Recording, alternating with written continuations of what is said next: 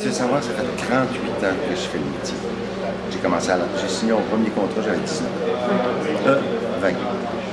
Donc, c'était important pour toi d'aller percer au Québec pour ta carrière? Non? C'est juste... C'est important de travailler dans quelque chose. Et là, dans les années 70, il y a eu un grand mouvement en Ontario français. Les théâtres ont commencé. Puis moi, je suis un des membres fondateurs de l'Édition.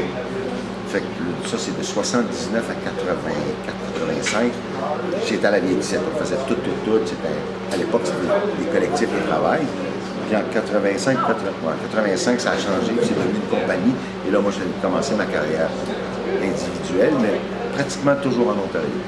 Okay. Ça m'arrive de travailler au Québec, à Québec. J'ai travaillé à Québec, Rimouski, Montréal, Hull. Mais le gros de mon travail, c'est Ottawa, Sudbury.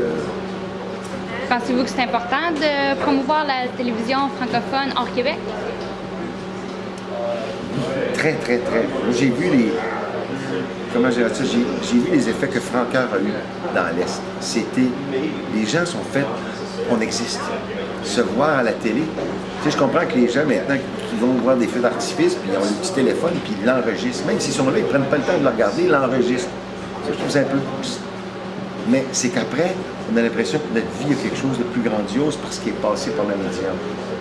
La fiction confirme la réalité. Je ne sais pas comment dire ça, mais dans l'Est, après Francoeur, les gens étaient comme « Ah là, on est du monde, là. » On était avant, mais c'est juste que la TV est venue nous donner comme un petit coup sur l'épaule, dire « Bravo, vous êtes là, puis on vous aime bien. » Et ça, c'est important.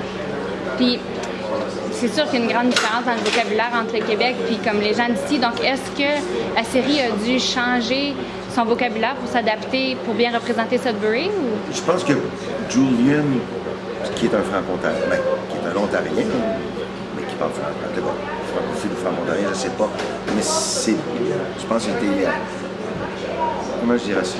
Il a essayé de soigner la langue, qu'elle soit le plus vivante possible et ressemble à ce qu'on se dit. Fait que des fois, oups, il y a des mots d'anglais, il y a des petits mots oups, ça change. Un peu comme l'ordre de Sudbury qui peuvent commencer en anglais, envoyer dans le grand bout en français pour revenir en anglais.